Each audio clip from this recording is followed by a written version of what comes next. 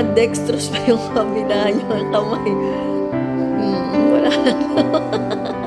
Ang kulit talaga itong anak ko. Boring na daw siya. 3 araw pa daw siya dito. Ayaw pa daw siya palabasin. Kaya yan.